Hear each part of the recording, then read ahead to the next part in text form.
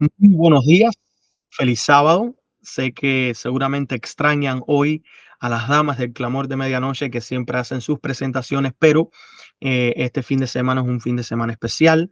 Tenemos al hermano y a nuestro amigo, el pastor Carlos Acabello, con un tema excelentísimo. Em, este tema está poderoso, mis queridos. Les pido por favor que compartan nuestros videos, especialmente los de la sola escritura, que oren mucho por nuestros predicadores, que oren mucho por los ministerios que se están levantando a predicar la verdad presente y preparémonos que las cosas están por tomar un giro completamente inesperado para muchos dentro del pueblo de Dios. Tenemos que empezar a buscar y a clamar, porque cuando el pueblo de Israel clamó, Dios escuchó y respondió. Y no va a responder hoy si primeramente no escucha. Y para que pueda escuchar tenemos que clamar. Así que a través de este video aprovecho a dar la bienvenida al hermano y el pastor Carlos Cabello y darle el agradecimiento por tomarse el tiempo a grabar este estudio. Y espero que lo que es este fin de semana haya sido de bendición para cada uno de ustedes con el tema de los bautismos y con el tema que hoy vamos a tener del pastor Carlos Cabello. Mis queridos, que Dios me los bendiga.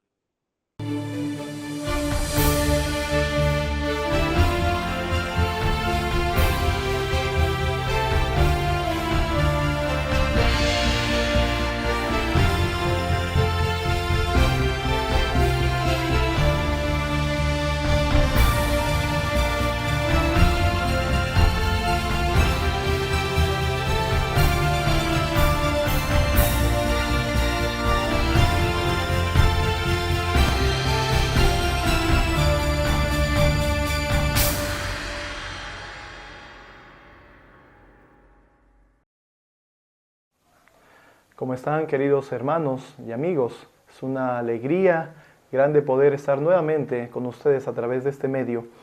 Agradezco la oportunidad que me dan nuestros hermanos del ministerio El Clamor de Medianoche para traerles este mensaje de la palabra de Dios. Hoy vamos a tocar un tema que sin lugar a dudas es importante hablar, y es la Trinidad, pero la Trinidad como el corazón del ecumenismo y del nuevo orden mundial. Aquellos hermanos o hermanas que han estado estudiando acerca del ecumenismo y del nuevo orden mundial pueden ver que hay ligación entre estas dos cosas. Y estas, hoy vamos a ver, para honra y gloria del Señor, están ligadas también con la doctrina de la Trinidad. Teniendo un panorama bíblico, vamos a empezar hablando de un panorama general bíblico para situarnos en la historia de este movimiento ecuménico para formar finalmente el nuevo orden mundial, teniendo como centro de toda esta unidad y del movimiento la Trinidad. Invito por favor a aquellos que deseen acompañarnos en oración, puedan hacerlo, y deseamos que el Señor pues pueda dirigirnos en este estudio. Vamos a orar. Padre nuestro que estás en los cielos, santificado sea tu nombre, oh Señor. Gracias te damos por esta oportunidad de compartir este mensaje. Por favor, habla tú, y que como seres humanos podamos escuchar, Señor, y reconocer tu voz, para poderte conocer y seguir. Acompáñanos, Señor, en este momento y siempre. En el nombre de Jesús te lo pedimos. Amén, Señor bendito. El panorama general de las Escrituras empieza concerniente, obviamente, a lo que es el ecumenismo y un orden mundial que tiene que ver justamente con un gobierno mundial. Empieza con un personaje, este personaje es Nimrod, ¿sí? Que dicho sea de paso fue el primer gobernante que tenemos dato sobre la tierra. Y vemos que este hombre, al exaltarse por encima del resto de los hombres, tiene la intención de tener a todas las personas de ese tiempo bajo su dominio, bajo su control, y esto les motiva a pensar que pueden tomar control también del reino de los cielos, del reino de Dios. Obviamente vemos detrás de esto el espíritu satánico obrando en la mente y el corazón de estas personas, de manera especial en Nimrod. Y la palabra de Dios nos habla acerca de la Torre de Babel, donde interviene el Señor nuestro Dios y da por finalizado el intento de este orden mundial con Nimrod, cuando el Señor confunde las lenguas. Y aquí vemos, queridos hermanos, podríamos decirlo así sencillamente, se produce una división. Al ya no poder entenderse entre las personas, pues lo único que ocasionó fue justamente la división, y el Señor, al dividir a la gente, al separar a la gente, también rompe o destruye los planes de un orden mundial en el tiempo de Nimrod.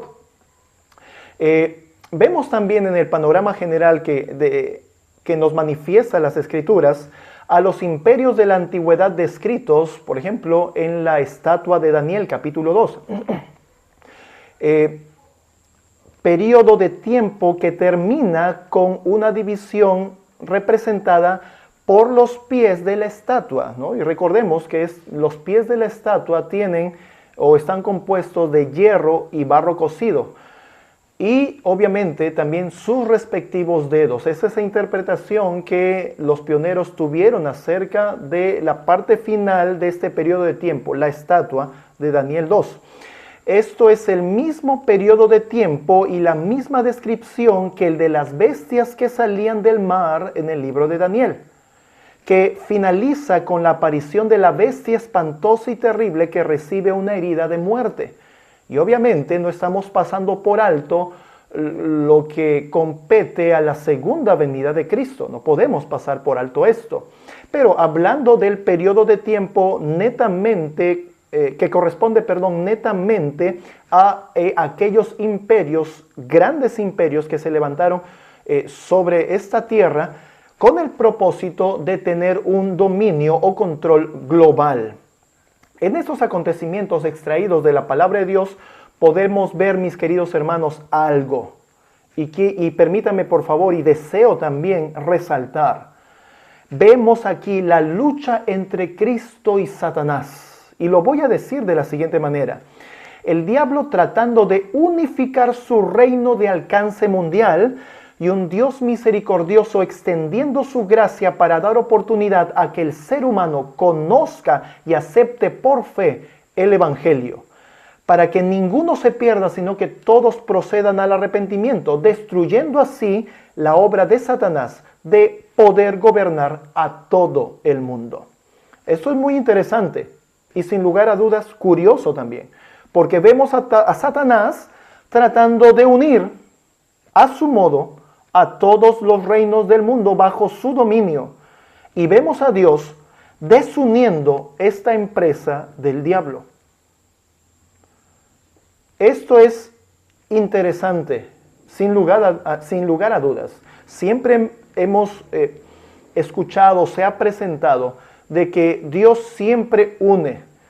Pero viendo este panorama general en las Escrituras, vemos a Dios desuniendo y destruyendo los planes de Satanás. No en vano, Cristo dijo lo siguiente, Lucas capítulo 12, versículos 51 al 53. ¿Pensáis que he venido a la tierra para dar paz? Os digo, no, sino disensión. Porque de aquí en adelante 5 en una casa estarán divididos, 3 contra 2 y 2 contra 3. El padre estará dividido contra el hijo y el hijo contra el padre, la madre contra la hija y la hija contra la madre, la suegra contra su nuera y la nuera contra su suegra. Aquí vemos algo referente a la desunión, pero ligado al trabajo de la divinidad. Esto es tremendo. Esto es tremendo, queridos hermanos. Y es que en un mundo lleno de oscuridad, La luz de la verdad romperá con la constancia lúgubre, separando así las tinieblas. No en vano está escrito sobre la palabra de Dios lo que dice en Hebreos capítulo 4 versículos 12 y 13. Porque la palabra de Dios es viva y eficaz, más penetrante que toda espada de dos filos. Penetra hasta partir el alma y el espíritu, y las coyunturas, y los tuétanos, y discierne los pensamientos y las intenciones del corazón. Y no hay cosa creada que no se manifieste en su presencia. Antes, todas las cosas están desnudas y abiertas a los ojos de aquel a quien tenemos que dar cuentas. Esto, queridos hermanos, es cuando se presenta la verdad pura, sin mancha, de parte del Señor, ocurre justamente lo que vimos en Lucas, el capítulo 12. Esto es lo que ocasiona, ¿qué cosa? La verdad. Cuando se presenta, cuando la luz de la verdad brilla, se descubre sin lugar a dudas el engaño. Ese es el momento, queridos hermanos, que cada uno decide si abrazar la verdad o continuar en el engaño. Y allí, en ese mismo momento, se produce esta división o, como dice la palabra de Dios, la disensión. Que Cristo, la palabra de Dios hecha carne, la palabra de Dios viva, vino a hacer a este mundo lleno de oscuridad. Elena de White comenta sobre el mensaje del primer ángel lo siguiente. Historia de la Redención, página 382. Historia de la Redención, página 382. Y dice lo siguiente. El mensaje del primer ángel se dio para separar a la iglesia de Cristo de la influencia corruptora del mundo. ¡Qué maravilloso es esto! Esto es lo que dice la sierva del Señor. Así que, si en este tiempo se tiene que predicar nuevamente los 3 mensajes angelicales, al tocar nuevamente el mensaje del primer ángel, ¿qué es lo que tiene que hacer en este tiempo? No nos olvidemos que proféticamente el Señor, nuestro Dios, quiere pulir, quiere purificar a su pueblo en este tiempo. Nosotros entendemos esto de la profecía. Y repito el asunto de que la sierva del Señor escribió que los 3 mensajes angélicos tienen que volverse a predicar, tienen que volverse a presentar. Y el mensaje del primer ángel se dio, dice, para separar la iglesia de Cristo de la influencia corruptora del mundo, del trigo de la cizaña. Y vamos a ver, queridos hermanos, en una posterior cita, que el mensaje del primer ángel habla justamente acerca de la adoración al único y verdadero Dios, nuestro Creador. De manera interesante, Henry Kissinger en los años 70 fue un personaje político muy reconocido, inclusive hasta nuestros tiempos. Escribió varios libros sobre política y habló también mucho acerca de la importancia de la existencia de un orden mundial. Referente a la desunión, Henry Kissinger escribió esto. En el libro Orden Mundial, página 3 y en la página 20, dice lo siguiente. La unidad religiosa se había fracturado con la supervivencia y expansión del protestantismo. Y por favor, tengan presente esta idea. Aquí hay mucho solo en esta primera idea que acabo de leer de esta cita, sacada de este libro. La unidad religiosa se había fracturado con la supervivencia y expansión del protestantismo. Recordemos cómo es que ocurrió el protestantismo. ¿Qué cosa protestaron? ¿Quiénes fueron los que protestaron? ¿En contra de qué cosas?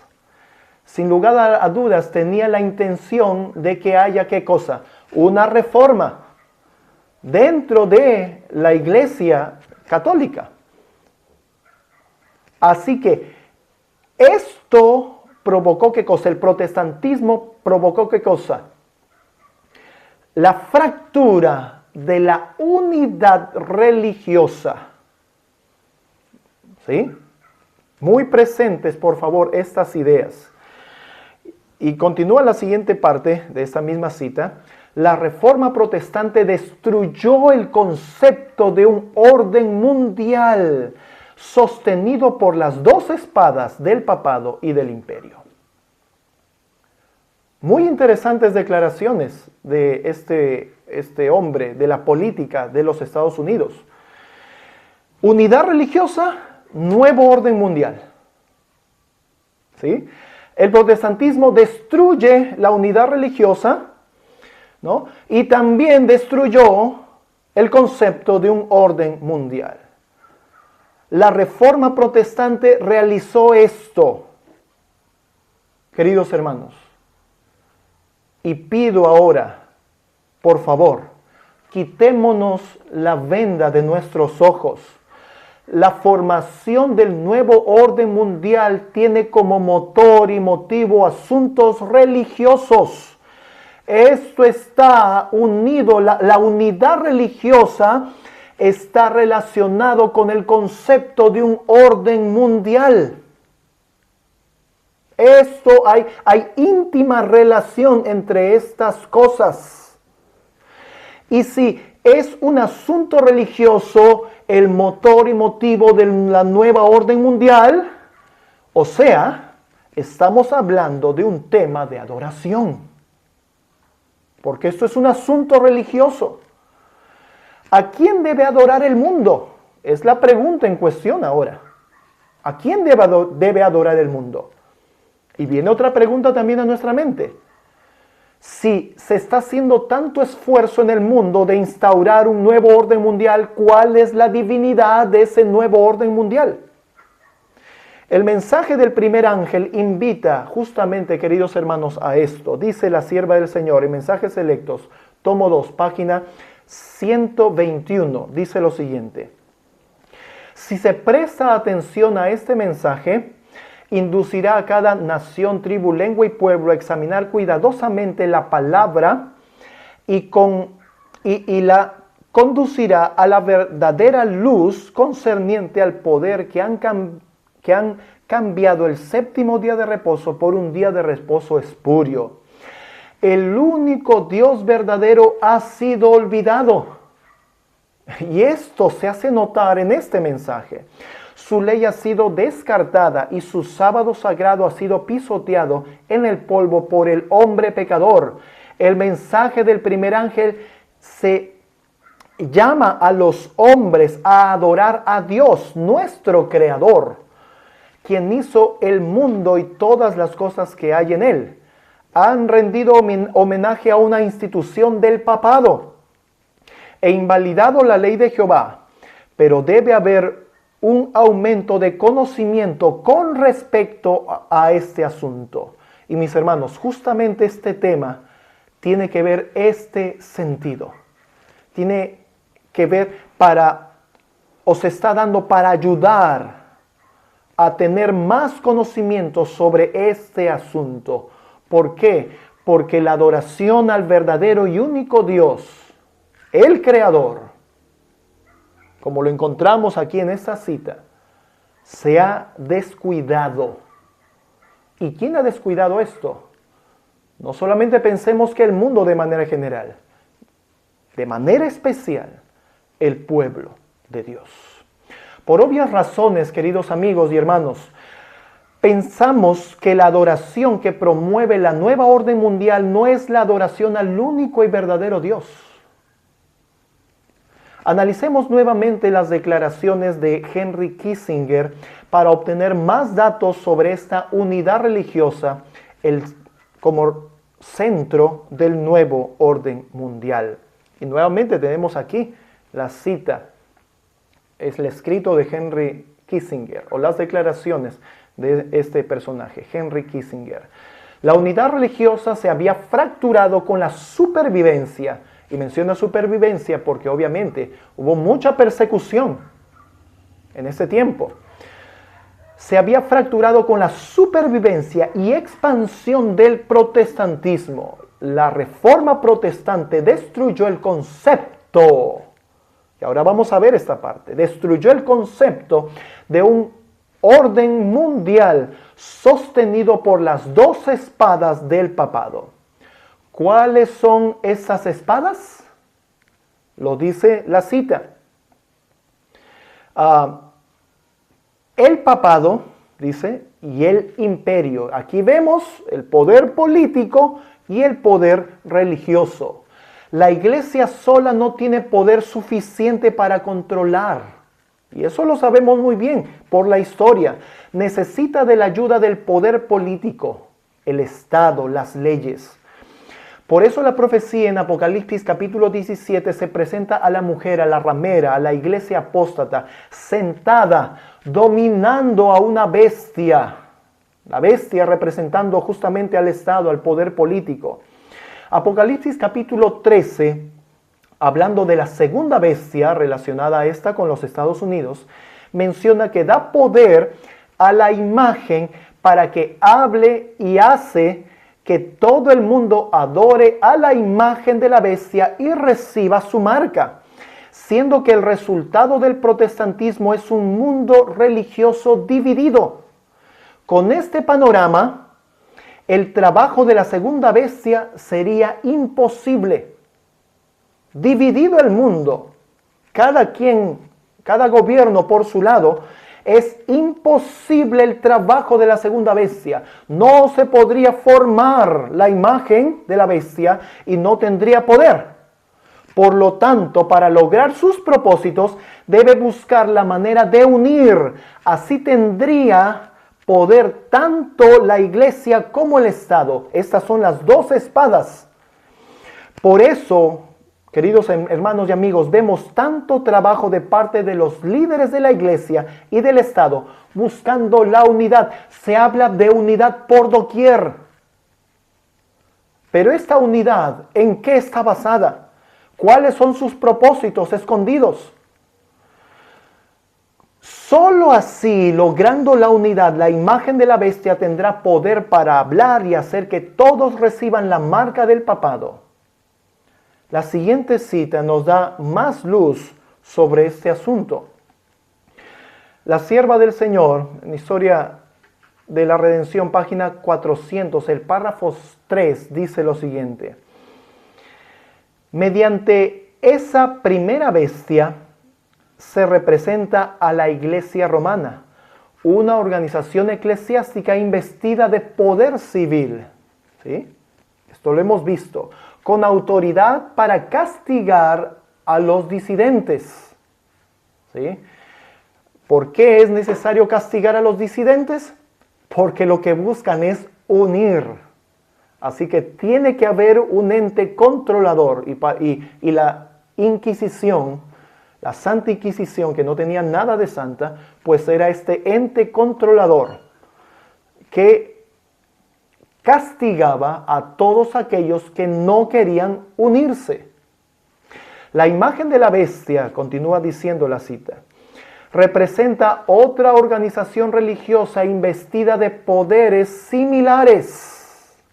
La formación de esa imagen es obra de la bestia, cuyo pacífico surgimiento y disposición aparentemente bondadosa hacen de ella un notable símbolo de los Estados Unidos. Aquí se puede encontrar una imagen del papado cuando las iglesias de nuestro país, las iglesias protestantes, al unirse en puntos de fe que les son comunes, influyan sobre el Estado para que impongan sus decretos y apoye sus instituciones. Entonces los Estados Unidos, país protestante, habrá formado una imagen de la jerarquía romana. Entonces la verdadera iglesia será objeto de persecución, como lo fue el antiguo pueblo de Dios. Aquí vemos las dos espadas las dos espadas que mencionó Kissinger, poder político y poder religioso. La imagen de la bestia está más referida al protestantismo apóstata, a aquel protestantismo que abandonó sus orígenes con el fin de ¿qué? De poder extender sus manos al poder político y tomar el favor del poder político para sus propios beneficios, y de esa manera estará formando la imagen de lo que fue la primera bestia, el papado, Roma, en todo su esplendor, en aquellos 1260 años de hegemonía papal. Esto, mis queridos hermanos, está pronto a suceder. Quería resaltar esta parte que está marcada con rojo, donde dice que esto se va a lograr, este trabajo de la bestia, ¿sí? El país de los Estados Unidos, para formar la imagen de la bestia al unirse en puntos de fe que les son comunes. Puntos de fe. Aquí resulta la unidad. Y recalco el asunto. ¿Para qué unidad? Es necesaria la unidad para poder controlar, para poder someter, imponer el nuevo orden mundial. Y ya la sierva del Señor, por inspiración, dice que esto está basado en puntos de fe que son comunes, puntos de fe que hay en común. Y por eso tanto se habla. No miremos mucho lo que nos divide. Pensemos y hablemos más en lo que nos une. Hablemos más de las cosas que nos une. ¿Qué es eso? Eso es ecumenismo, tratando de imponer un nuevo orden mundial. Eso es el trasfondo. Ahora, ¿cuáles podrían ser esos puntos comunes de fe? Pueden ser varios. Sin embargo, hay un solo punto que es el principal para que vuelva la unidad religiosa destruida por el protestantismo. Y dicho sea de paso, cuando vuelva esa unidad religiosa, el protestantismo habrá terminado. Y dicho sea de paso también, ya líderes religiosos salieron a dar voces que se terminó la protesta. El Papa salió a mencionar que ya se terminó la protesta. Los Estados Unidos hace algunos años atrás también, uno de los presidentes declaró que, y este fue Obama, declaró de que ya los Estados Unidos no era más un país protestante. Estados Unidos ya ha tomado su papel de la segunda bestia. Y están en pro justamente de formar la imagen la imagen de la bestia. Así que, no os engañéis, queridos hermanos, Dios no puede ser burlado. Esto está ocurriendo ahora. Si no hay protestantismo, entonces la unidad religiosa se vuelve a darse en ese tiempo. Si ya no hay protestantismo, el concepto de un nuevo orden mundial está vigente, ya no está resquebrajado. Ese punto es el corazón del ecumenismo religioso y de la nueva orden mundial, mis queridos hermanos. Ese es su objetivo. Destruir, desaparecer al protestantismo, acabar con la protesta, unir a las religiones del mundo bajo puntos comunes de fe. La Agencia Católica de Noticias publicó la afirmación siguiente del Papa.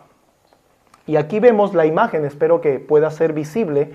Voy a dejar el enlace de esta noticia, ¿sí? Porque esto es un noticiero católico, ¿sí? Es una agencia de noticias católico, CNA.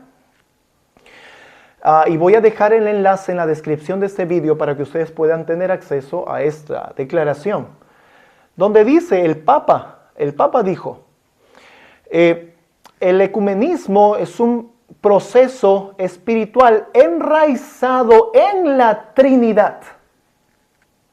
No nos olvidemos, buscan puntos comunes de fe para que vuelva esa unidad. Y repito la idea. Si hay unidad religiosa interdenominacional o dentro del cristianismo, si existe esto es porque ya el protestantismo perdió el poder que tenía. Entonces se logra, ¿qué cosa? Otra vez la unidad.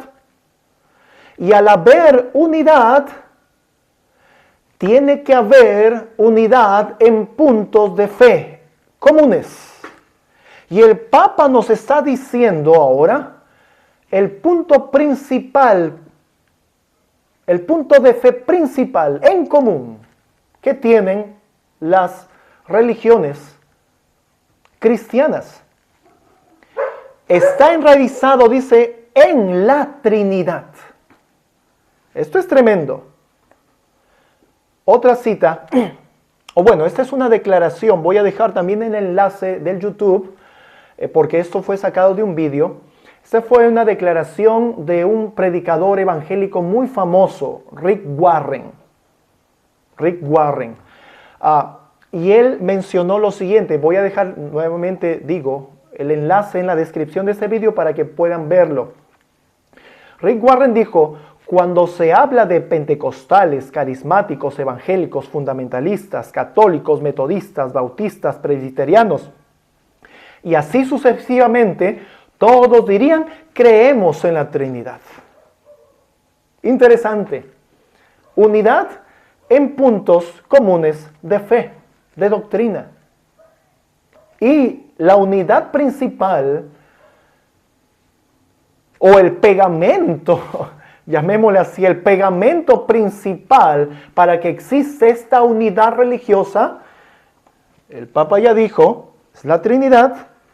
Rick Warren, corroborando este dato, dice, todos creen en la Trinidad, dice este movimiento ecuménico. Voy a leer un artículo, ¿sí? Voy a dejar también el enlace del artículo en la descripción del vídeo. Es un artículo muy interesante, escrito por el doctor y profesor Pedro Langa Aguilar. Es un teólogo y también es ecumenista. Y presten atención muy bien, queridos hermanos y amigos, a estas declaraciones, porque son contundentes, es una evidencia contundente de lo que estamos presentando. Dice, todo buen ecumenista es consciente de la importancia que para el movimiento ecuménico reviste el misterio de la Santísima Trinidad. No hay ecumenismo, no hay unidad de iglesia sin Trinidad. Para que puedas pertenecer al concilio mundial de iglesias, ¿sí? A ese grupo mundial, comunidad mundial de iglesias, tienes que ser trinitario. Así de importante es esto.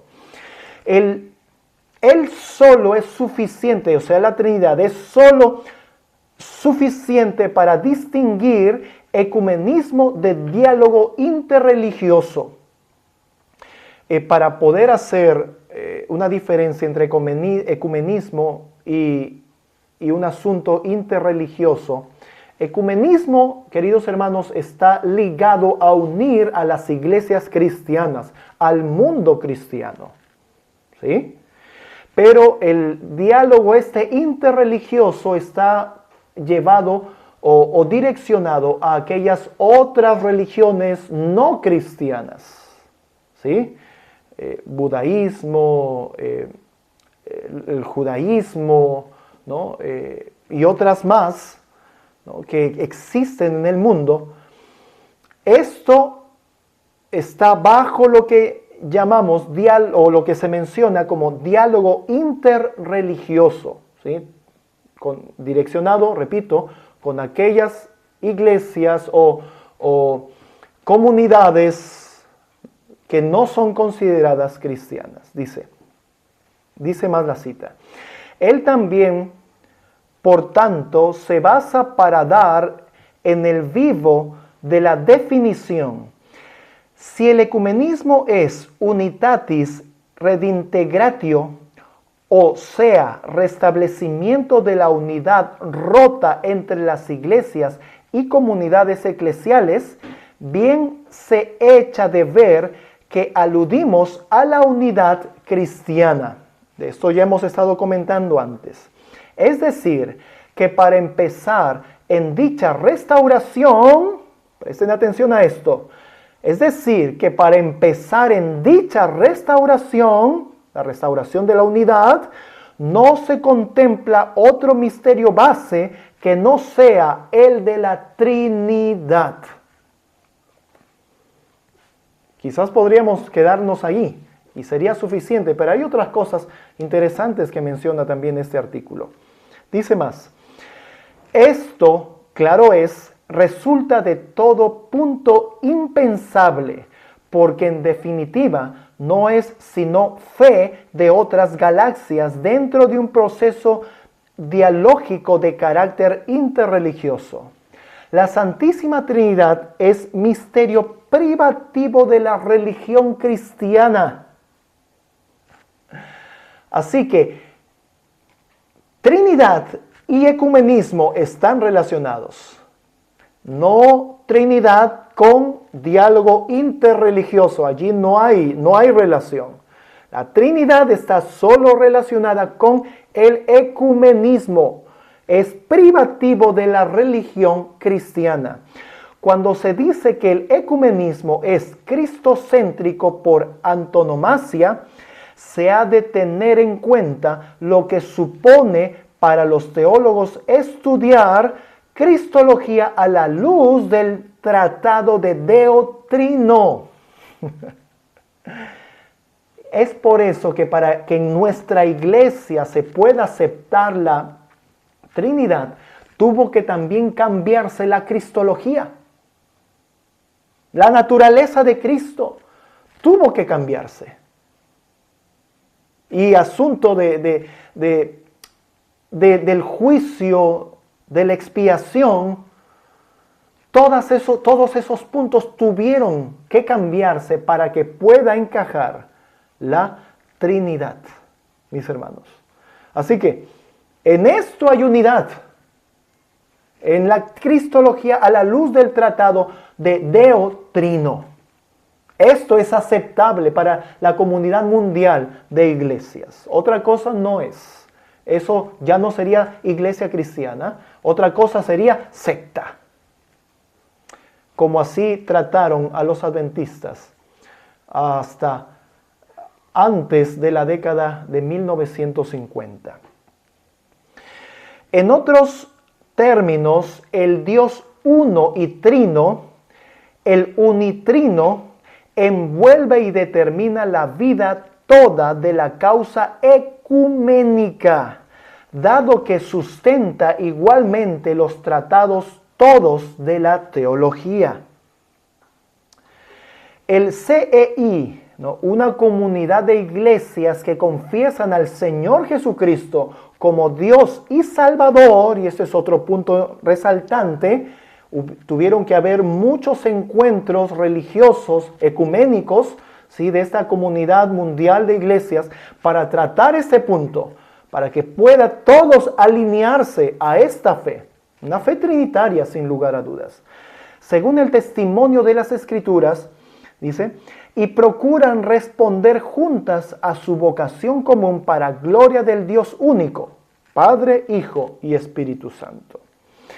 El Vaticano II, por su parte, con la aprobación y promulgación del decreto Unitatis Redintegratio en 1964, deslizó este discreto homenaje a la base del CEI, que tiene que ver también con esa comunidad de iglesias, participan en este movimiento de la unidad llamado ecuménico los que invocan al Dios Trino y confiesan a Jesucristo, a Jesús, Señor y Salvador. Y no solo cada uno individualmente, sino que también congregados en asambleas en las que oyen el Evangelio y a las que cada uno llama iglesia suya de Dios. Sentado lo cual, el concilio precisaba más adelante que suponga y que signifique la Santísima Trinidad en el ecumenismo al afirmar: el supremo modelo y supremo principio de este misterio es en la Trinidad de personas, la unidad de un solo Dios, Padre, Hijo y en el Espíritu Santo. Por descontado que la mención de la Trinidad no solo conoció los puntos aquí señalados, muchos otros hay, sin duda, especialmente a propósito del diálogo teológico y de modo particular en lo relativo en las fórmulas bautismales y a las doxologías de las que el Equiridium o Ecumenicum da buena cuenta. Miren, fórmulas bautismales y la doxología. Estas cosas también fueron tocadas dentro de la fe adventista que en un inicio se tenía. Fórmula bautismal y doxología. Y la parte final ya de este artículo dice: y es que la Trinidad a la postre precisa mejor que cualesquiera definición de manual que sea el ecumenismo. Ella es, en efecto, unidad de naturaleza y pluralidad de personas, es decir, divina fuente de unidad en pluralidad. Ningún ecuménico, por tanto, debe omitir ambos términos, que se incluyen y complementan mutuamente, unidad y pluralidad. La Trinidad Santísima, por eso, pauta cualquier comportamiento ecuménico desde ambas vías.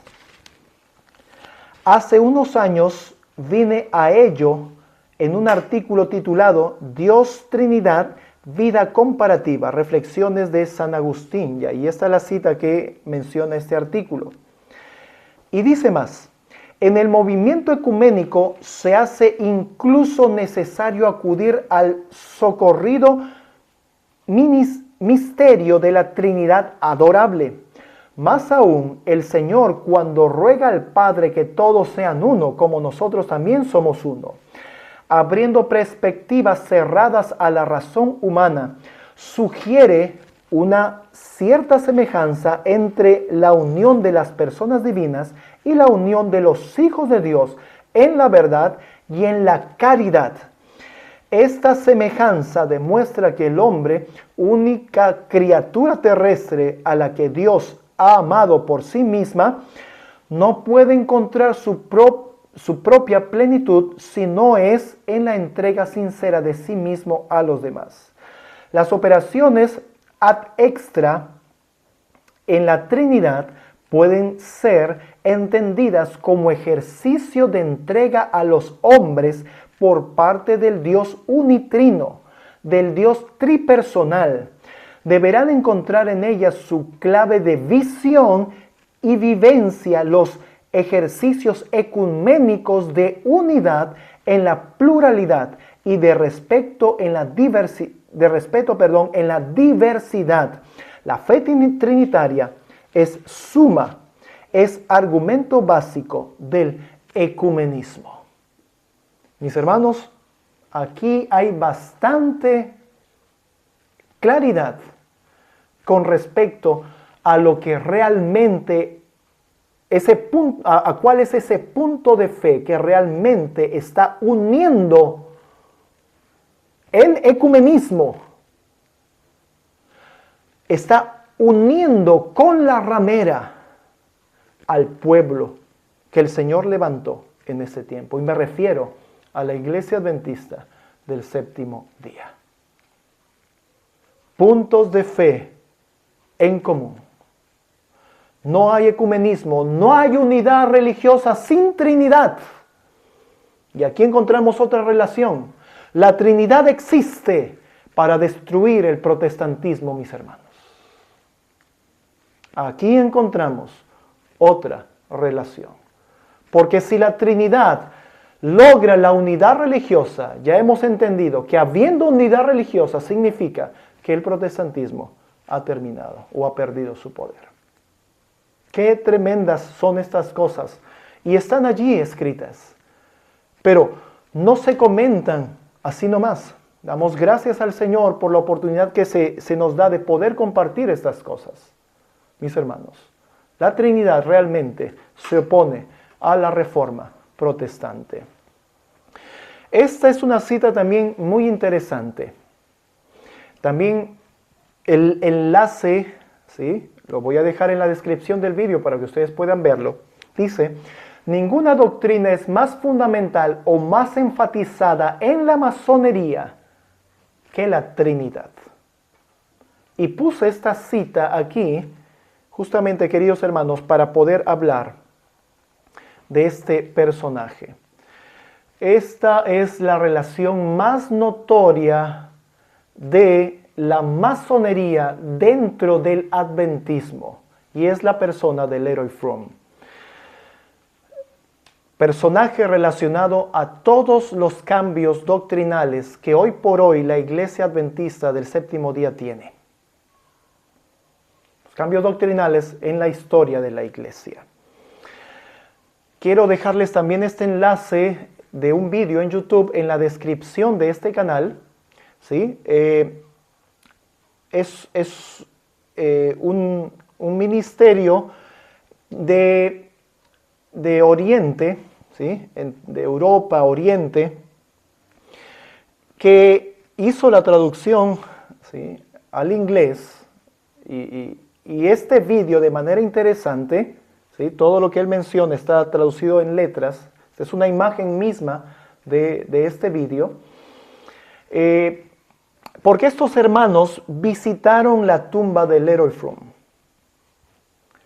Ellos visitaron la tumba de Leroy Fromm y nos comparten este asunto. Este es el cementerio donde Leroy Fromm está enterrado, George Washington, y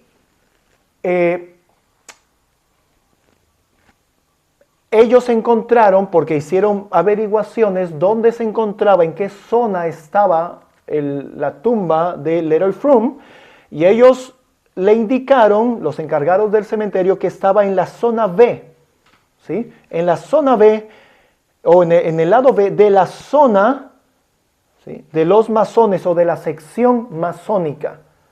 Leroy Fromm está enterrado en esta zona, en la zona B de la sección de masones. Esto también nos muestra el vídeo, y esta es la lápida de la tumba de Fromm. Y allí hay algunas imágenes, ¿sí? Ahí vemos el nombre, los años, ¿no?, nacimiento y de muerte, el apellido Fromm. Y vemos en la parte superior algo interesante. Espero que se pueda notar. Esto es una lamparita tipo la lámpara de Aladino y dice: juntos en memoria. Esta es una lámpara que usan los masones, pero los masones que están inclinados a la enseñanza, ¿sí?, a la erudición, por decir así. Y este símbolo está allí esculpido en la lápida de Leroy Fromm, personaje ilustre dentro de la historia del adventismo. Si para los masones la doctrina más fundamental es la Trinidad, queda claro entonces las razones y el esfuerzo que hizo este hombre, Leroy Fromm, para lograr introducir la Trinidad en el adventismo. Leroy Froome dejó como testimonio de su trabajo en la iglesia adventista, su trabajo como masón en la iglesia adventista, en la siguiente declaración. Vamos a ver algunas declaraciones de Leroy Froome. Esta es una carta que escribió al doctor Otto Christensen el 27 de octubre de 1960.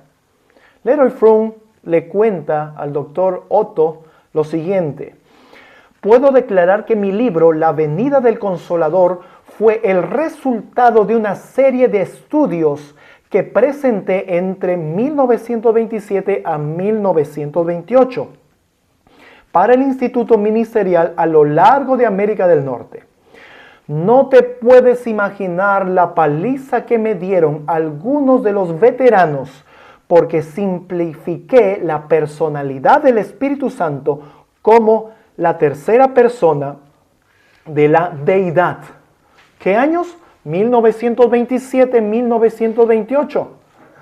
Los veteranos, la gente antigua de la iglesia que estaba viva en ese tiempo, aquellos que habían conocido a Elena de White, habían estado con los pioneros, y muchos de ellos eran pioneros, o algunos, porque ya la mayoría había muerto. Algunos de ellos estaban dentro del grupo de los pioneros.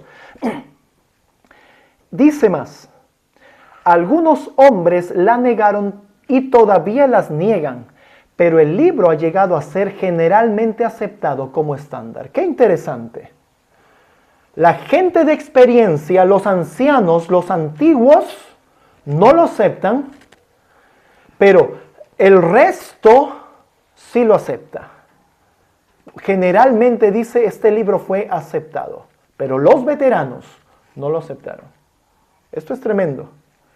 Y Leroy Froome dice, forzó la personalidad del Espíritu Santo como la tercera persona de la deidad.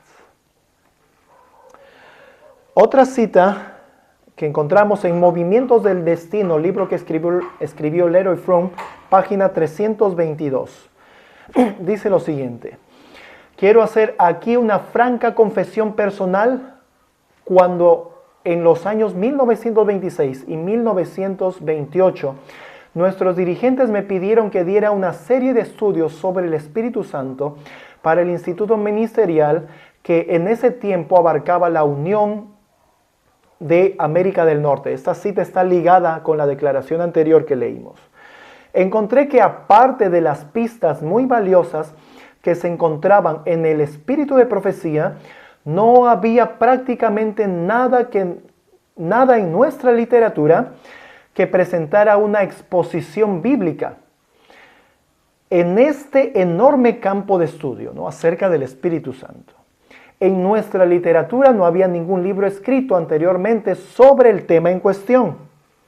Me vi forzado a investigar varios libros valiosos escritos por hombres de otras denominaciones, los previamente listados, en busca de pistas iniciales y sugerencias que incitaran a un estudio personal intensivo.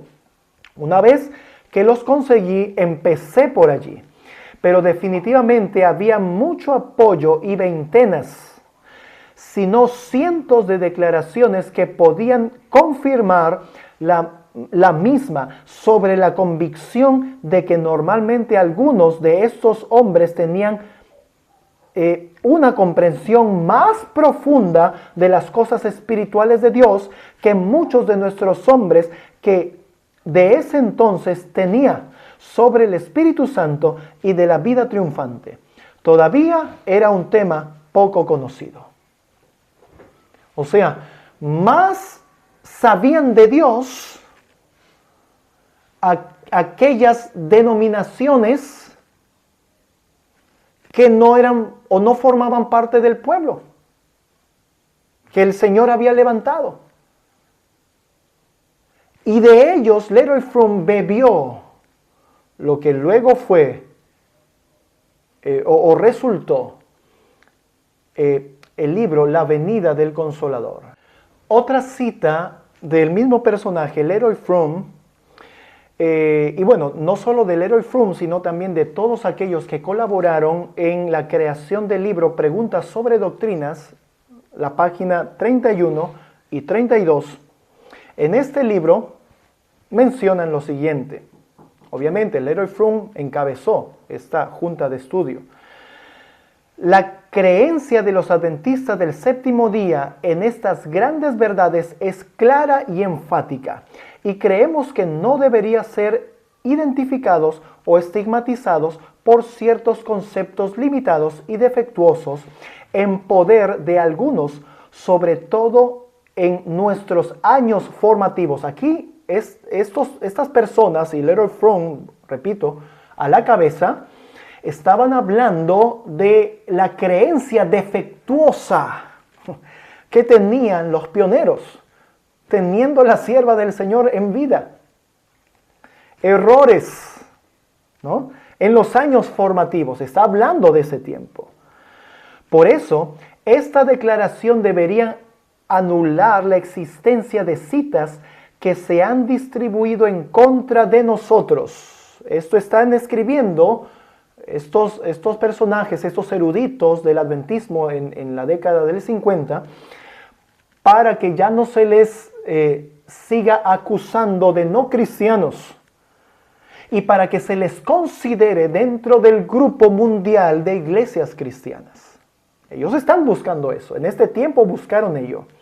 Y Leroy Froom encabezó, lideró este movimiento de cambios en la iglesia adventista. Y miren lo que dice ahora. Somos uno con nuestros hermanos cristianos de otros grupos denominacionales en los grandes fundamentos de la fe, una vez dada a los santos.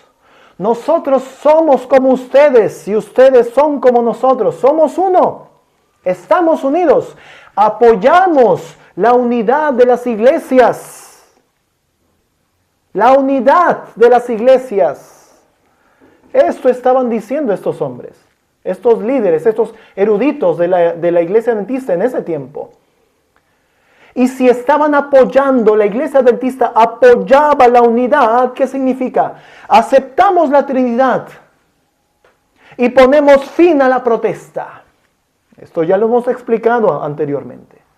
Así que esto estaban diciendo, mis hermanos, aquí en esta declaración, en este libro, Preguntas sobre Doctrina, estaban diciendo esto. Aceptamos la Trinidad, somos uno y ponemos fin a nuestra protesta.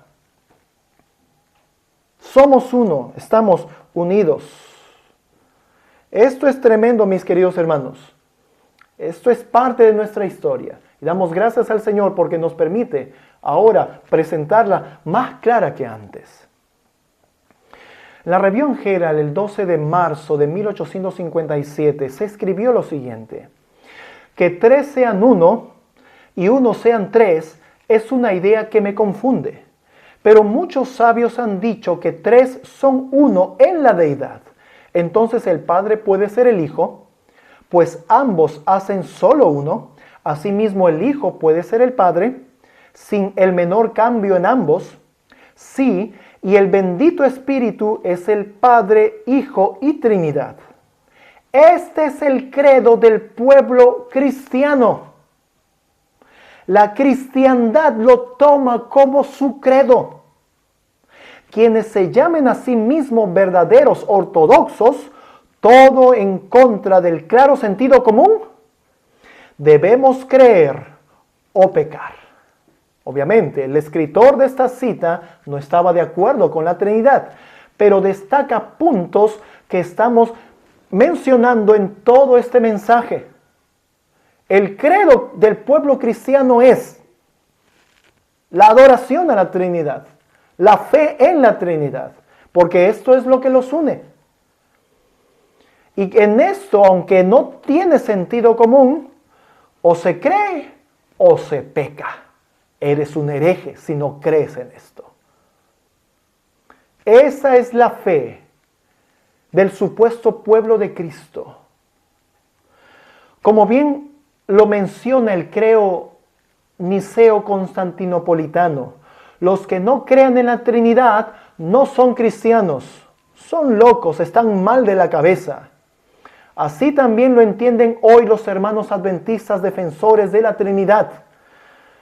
O crees o pecas. Lo entiendas o no, estás pecando. Tenga sentido común o no, estás pecando, eres un hereje. En 1981 oficialmente la iglesia reconoció lo siguiente, y cogí esta cita de 1981 porque fue en este año, como sabemos, se aceptó y se votó la doctrina de la Trinidad como doctrina o creencia del pueblo adventista. Pero miren lo que se escribió acerca de la Trinidad en este año. La Review Herald, 30 de julio de 1981, la página 4. Voy a dejar también este enlace en la descripción, el enlace de este escrito, en la descripción de este vídeo. Si bien ningún pasaje de las Escrituras declara formalmente la doctrina de la Trinidad, los escritores de la Biblia lo asumen como un hecho y lo mencionan varias veces.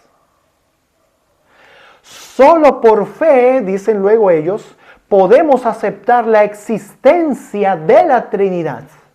No se entiende, ¿no? Ningún pasaje de las Escrituras lo declara formalmente, pero está allí. Eso quisieron decir los apóstoles, los hombres inspirados por el Señor. Así que lo aceptamos por fe. Y punto. El que quiere oír, oiga, mis queridos hermanos.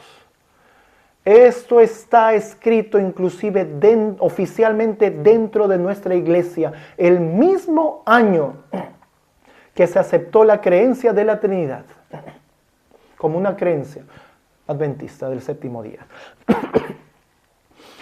Si te quedaras solo en una isla, vamos a ponernos el siguiente caso. Si estuviéramos solos en una isla, no conocieras nada sobre Dios, ni tuvieras idea o creencia preconcebida de alguna religión y solo tuvieras una Biblia a disposición para leerla, ¿encontrarías en esa lectura a una Trinidad? ¿Un solo Dios, 3 en 1 o 1 en 3? ¿3 seres coeternos y coiguales? Hemos visto las declaraciones. Ningún pasaje de las Escrituras declara formalmente la doctrina de la Trinidad.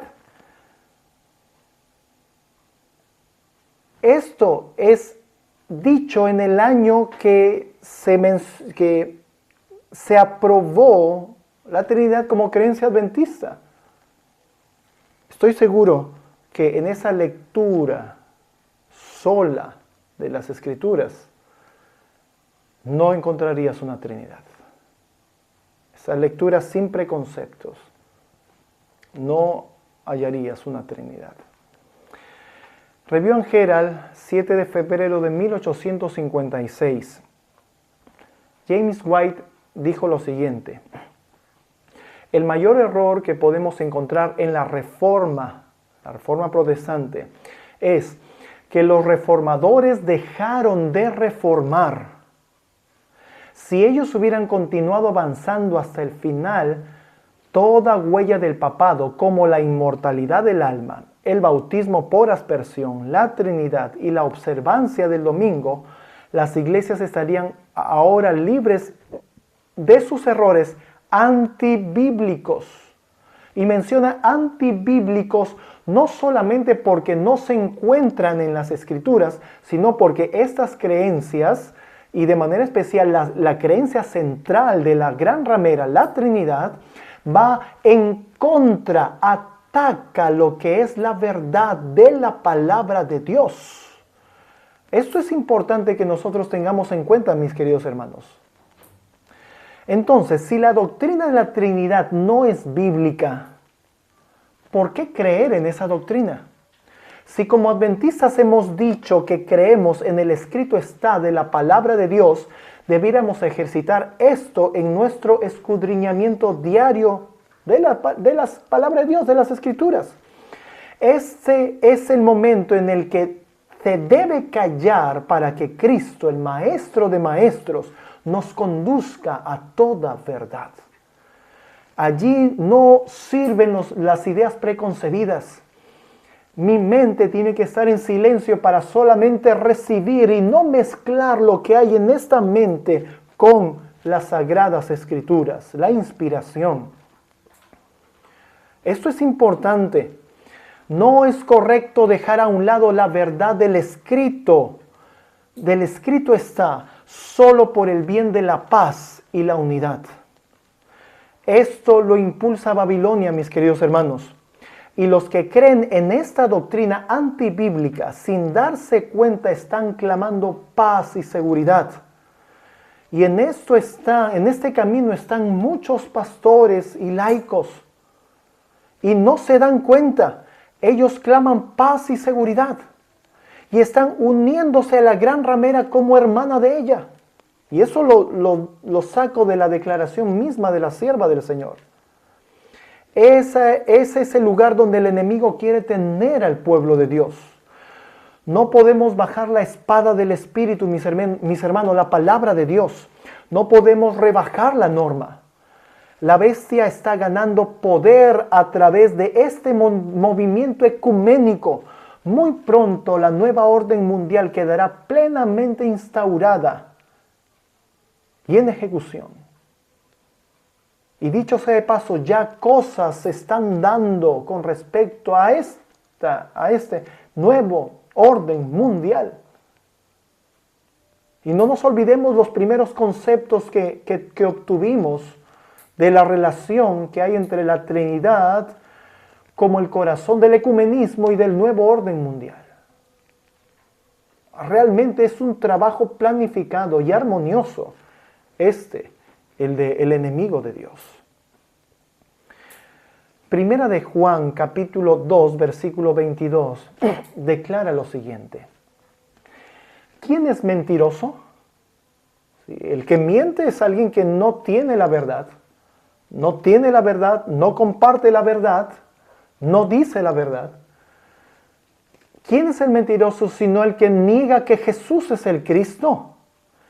Este es el anticristo, dice, el que niega al Padre y al Hijo. La doctrina de la Trinidad, al ser una doctrina antibíblica, o sea, en contra de lo que está escrito y revelado en las Escrituras, y siendo que la Biblia nos habla de Cristo y Cristo nos vino a mostrar al Padre, mis hermanos, esto es una forma clara de negar al Padre y al Hijo.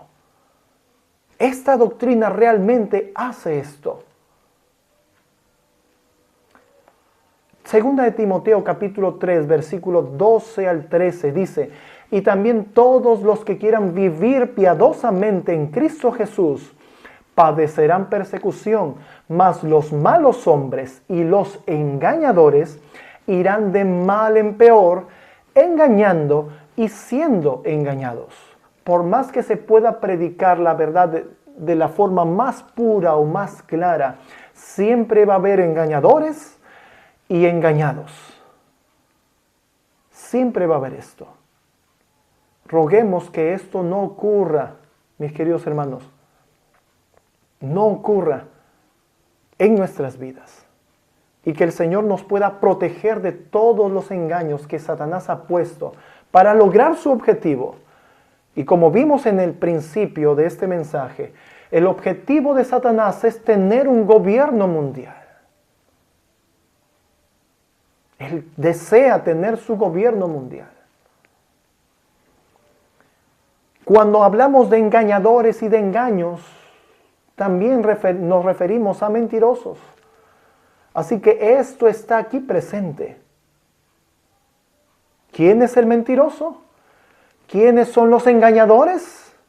¿Quiénes son los engañados? Sin lugar a dudas, está en relación y en contexto a negar al Padre y al Hijo. Pero los que quieran vivir piadosamente en Cristo, estos padecerán persecución. Y de manera interesante, Juan capítulo 16, versículo 1 al 3, dice lo siguiente: estas cosas os he hablado para que no os escandalicéis. Os echarán de las sinagogas. ¿Eso está pasando ahora? Claro que sí.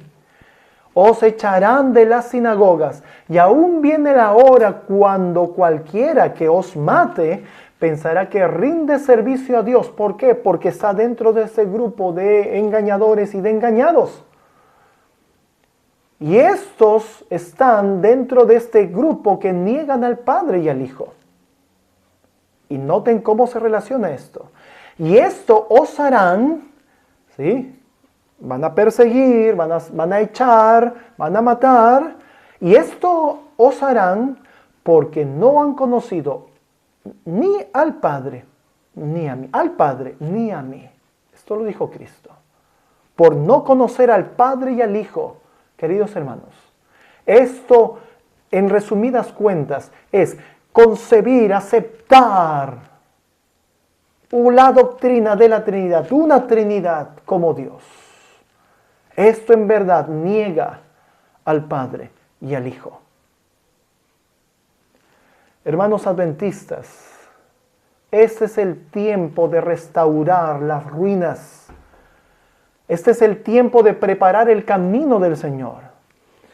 Dios te llamó para eso y no para unirte a puntos comunes de doctrina con Babilonia. No desprecies la vida eterna que Dios te ofrece hoy. Y Juan 17:3 dice la palabra de Dios: y esta es la vida eterna, que te conozcan a ti, el único Dios verdadero, y a Jesucristo, a quien tú has enviado. La vida eterna está en esto, mis queridos hermanos. No hay vida eterna en otro concepto acerca de Dios. Y las Escrituras son claras con respecto a la adoración al único y verdadero Dios.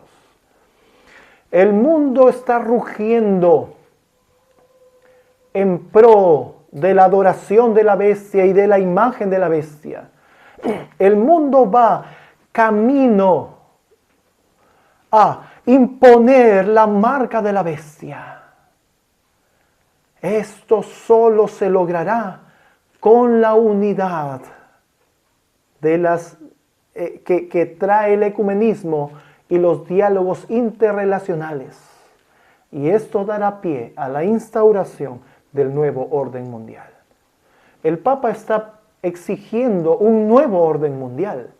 Si estás revisando las noticias, pues puedes ser testigo de esta petición. Querido hermano y hermana, tú decides servir a Dios o servir al enemigo de Dios. Servir al pueblo de Dios o servir al pueblo que se ha levantado como enemigo de Dios y de su pueblo. Espero en el nombre del Señor que esa decisión sea por el Señor, nuestro Dios, el único y verdadero Dios, y por el pueblo de Dios. Hay un trabajo grande para hacer. Y hay una invitación grande de parte del Señor a que puedas participar de este trabajo. ¿Quieres formar parte de esto? ¿Qué esperas? Doblégate delante del Señor. Quita los preconceptos de tu mente y deja que la palabra de Dios te hable. Que Cristo te enseñe y que tengas solo maestro en Cristo Jesús. Vamos a orar y que el Señor Jesucristo pueda hacer esta obra maravillosa en tu vida y en mi vida.